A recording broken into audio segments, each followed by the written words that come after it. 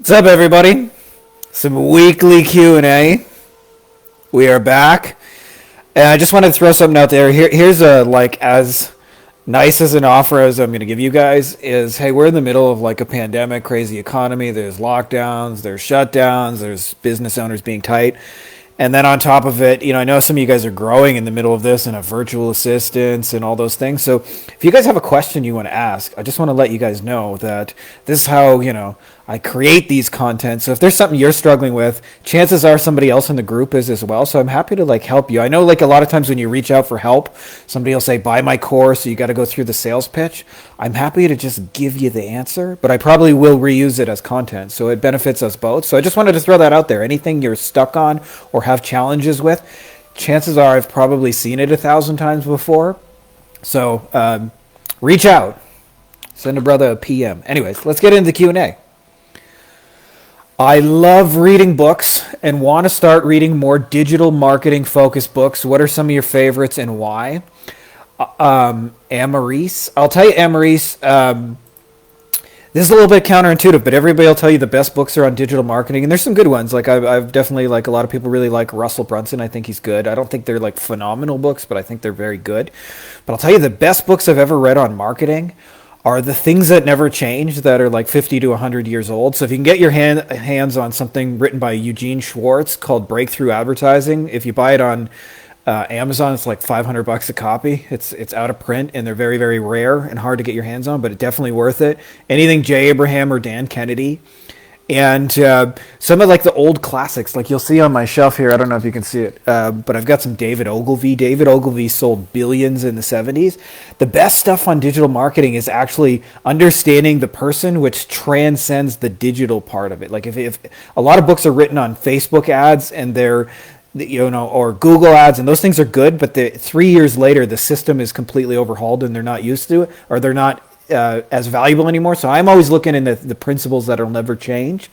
So I would tell you, actually look at some of the old Claude Hopkins kind of books that are 100 years old that never ever change the human psychology.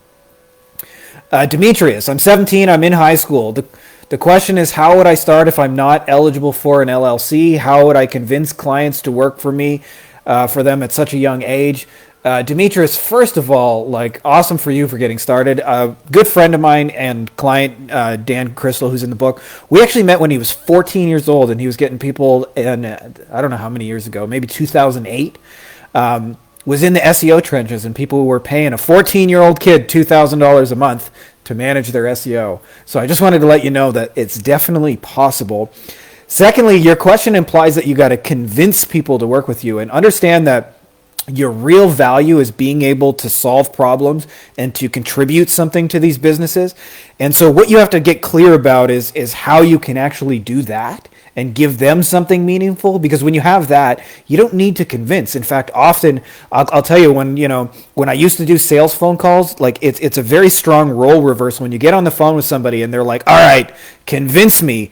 And I'm like, hey, I got some shit that works. Convince me that you're worth working with, right? And you can totally flip it back on people like that. So you don't need to convince anybody. I know it probably feels a little hard, and I'll tell you the biggest shortcut that I can give you when you're getting started like that is, a lot of times people make big, hairy, long, complicated offers. So it's hey, let's do SEO for a year. That's a big deal if you don't have any case studies and you're brand new and they got to try it out. I was watching an interview with a lady who sums this up really, really well. She was brand new trying to get in with a business, and what she did is she had a website their old website was just really shitty and terrible. And so what she did is just made a little quick mock-up of a nicer version they could have and said, this is what I could do for you. And so you got to do little things like that. You got to demonstrate that you can help them in whatever way that you can. And that'll help you get your first couple of peeps. Sasha, how are you guys using lockdowns as a kind of first step into your client's door? I was thinking of offering them a reopen campaign set up, especially hotels and gyms. To be honest, part of how we're using is not necessarily in campaigns, although what you just suggested sounds like very smart and very wise to me, and I would suggest you go through with that. But as part of more like their reason why for how they need to kind of take control back of their business and how they, need to make a digital version. So like there's a couple of clients. I have a client who's a law firm and if you know anything about law firms, it's the most paperwork intensive business there is. Like lawyers are the only people who write a 10,000 word document and then call it a brief. A brief, it's brief, it's 10,000 words, right? And one of the things that we helped them do was to convert their law firm entirely digital, so the whole thing ran over Zoom in a matter of a week. And, I'm mostly them doing it themselves because they're awesome. But having said that, like that's how one of the ways you can use these lockdowns is to use that as a selling feature. Is like now they get to say we're the only law firm that can serve you entirely over Zoom. So you want to like use those lockdowns and things to your advantage as an angle. Angel, what do you guys do when Facebook says you have been permanently banned? My business manager is good, but my personal account is banned. Can't edit a single ad. Angel, I am in the same boat, and we are still running Facebook ads anyway. I'll tell you, get some team members. That's one way. It's amazing you can get team members for like $5-10 an hour. So I have team members running our ads because I'm locked out of everything. I'm on my 6th business manager. Facebook just hates me. I still don't know what rule I've ever broken, but nonetheless. And I'll tell you, the answer is 3-part. Step 1 is appeal. Now, we've got a document you can use to appeal, so it helps. I'm not going to say it's going to guarantee it, but if you want it, just send me a PM. I will post that to you. Second is to understand this is not a small philosophical point, and most people don't get it, is when you're running Facebook ads, the goal of Facebook ads is to convert that into traffic you control, your own list, your own audience that is not dependent on Facebook. And where I see this screwed up, especially like e-com people, is they'll sell a ton of stuff on Facebook and then throw away the customer list, which is the most valuable thing. So what you want to be doing is not just thinking about how do I run Facebook ads, but how do I always get it off? And then you'll never be really platform dependent. And that would be my third thing is long term. I would suggest looking at another one. We're running some YouTube ads right now as well. And I would just say, like, don't put all your eggs in the Facebook basket, but appeal it and appeal it and appeal it and appeal it till you get it back. But be thinking about how do I put that into my own traffic and what other traffic sources can I use simultaneously.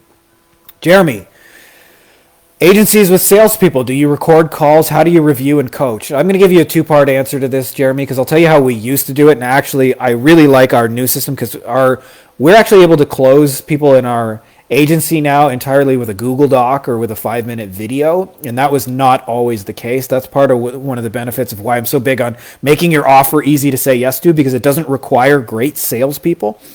But I'll tell you, like, there's a lot of offers that fall in the middle, especially the Facebook ads, the AdWords, SEO, and web design, where a lot of other people offer them, so people want them, but they also have had bad experiences with them, so they're kind of hard to sell and they require a salesperson. I'll tell you, the biggest challenge you're going to deal with salespeople, other than the fact that they can't get the job done, but when you have good ones, is there's highs and lows to sales, and they really, really, really, really like take the highs. They're like, yeah, I'm fucking awesome, and then the lows, they're like, oh my god, I don't know what I'm doing wrong. Nobody will buy from me. And it's happened with every salesperson I've ever worked with. So what you got to like really religiously do is beat them into it that the highs don't make you awesome and the lows don't make you shit. Like, stay with the process and get them very process focused. And so what you really want to do is when you're recording the calls is reward them for sticking to the process that produces sales, rain or shine, because it's the process that you can edit. It's hard to like deal with somebody's like up and down emotional state, but when you get the process dialed in. Now, the second part answer to this is how do you actually make sales unnecessary? And that's where we've gotten to in our agency, is you got to create something what I call a mini monopoly, which is when your offer is like unique and really good and something they really want that they can't get elsewhere.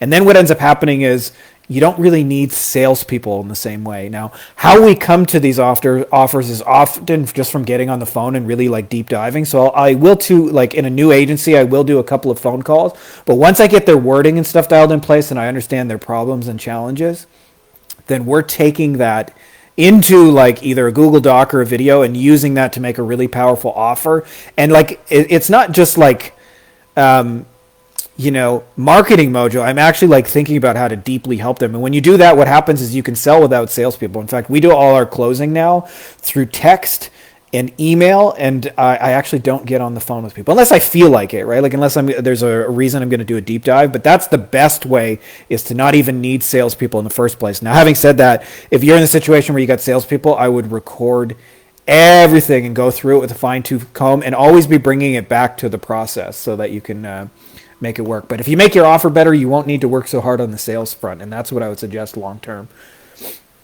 Conrad. So I just launched this ad, and now my ad account is shut down because I used the word you just one time. I've ran so many ads, I don't understand what I did wrong, because I was talking about learning, and I was talking about connecting with somebody with a surgeon, no guarantees or gimmick or anything. I guess I forgot to copy and paste your question, Conrad, but that's Facebook right now. I would, give you the same answer I gave to Angel. Appeal the shit out of it. We've got a script for it.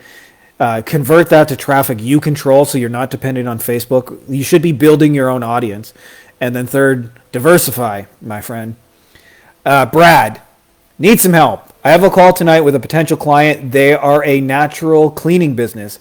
Anyone run ads for a cleaning business? It looks mostly like carpet, upholstery, water damage, mold services, tile, and grout. I see on their website they offer one room for free for new customers so that they could work, or they offer 2 to 3 room specials. Help, please, Brad. Okay, so here's the thing, Brad. And this is like a danger I see in all kind of advertising, not just our advertising our clients, but we ourselves as marketing agencies often make this mistake, and it's called serving the whole menu at once. So my hometown has this generic restaurant, for real. What I mean by that is there's 100 restaurants that all have the same menu. They got pizza, pasta, burgers, salads, desserts, and they all have the same generic menu. I don't know where they went to generic menu training, but they do. And the worst thing you can do as a business is try and serve your whole generic menu as an ad at one time. So you've actually got 10 specific offers, and I would think about making the best offer in each one. So you mentioned you got a really strong one in there, which is they're going to clean a free room. What's stronger than that is, hey, we'll clean a free room. And almost always what happens, I would say 40, 50, 60% of the time, depending on how they do that room and how nice they are and pleasant, people are going to say, hey, if you don't mind me asking, what does it cost to get the rest done? So that's probably the one I would test first, because I know that offer works. But when you mention here, I'm just going to reread it, carpet. Carpet is a whole single offer in and of itself. Upholstery, that's a whole single offer in and of itself. Water damage, that's a whole single offer in and of itself. And so, and you get the idea. So if you're trying to pitch all of them at once, hey, we do cleaning services, call us. That's the number one mistake I see in advertising, where companies go, some form of, we do blank, blank, and blank. We're experienced, call us. And you don't want to do that. That's the surest way to lose. So what I would think about, how can you make something really, really, really cool in just one of those things, and do them one at a time and test those different angles. Because it doesn't really matter what angle gets them in the door and gets them long-term business, whether that's a free room cleaning, or whether I'm going to give you the nicest upholstery you've ever done, or clean your couch and get rid of that stain. I can tell you, somebody who has children, my couch, is fucking disgusting, because kids just walk over and smear food on it, especially babies.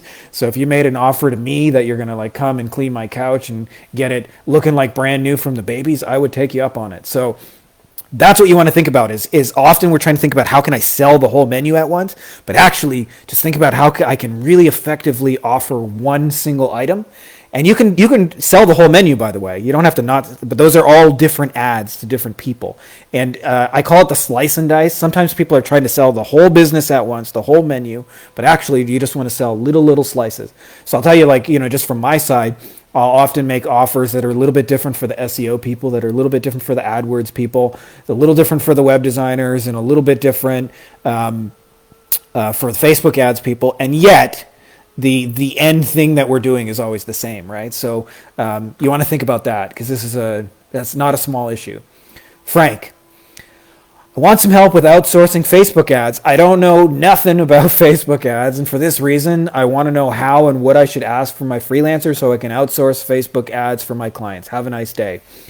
I'll tell you, there's 2 things that are really, really important when you're outsourcing.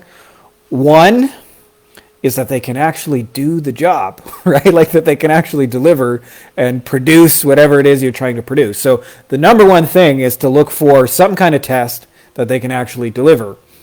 And so have they done it before? Can they show you case studies? Can they show you examples? Can they tell you what strategy they would approach with it? Like ask kind of questions like, how would you win with this? And the kind of answer that I find best is like, actually, we're doing this for 6 other people right now, and here's what we're doing. You would just be the 7th, and we would plug you into this system.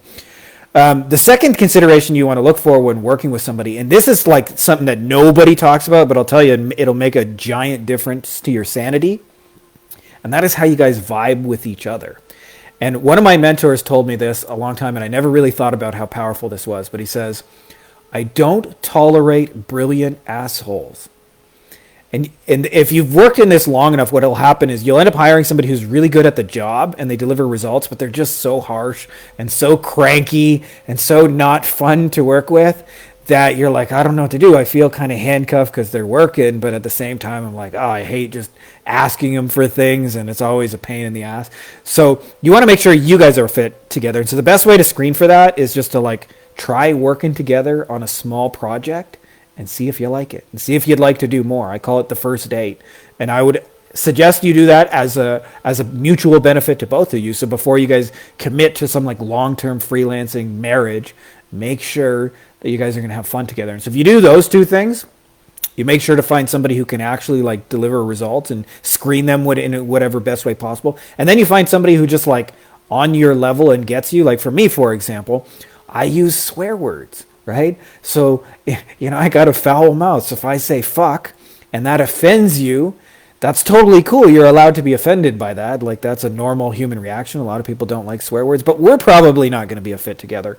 And so part of it is just like being your real personality, and what you'll find is you either vibe together or not. But those 2 things make a great deal of difference, because what will happen is you get somebody good and it's fun, then growing the business is fun.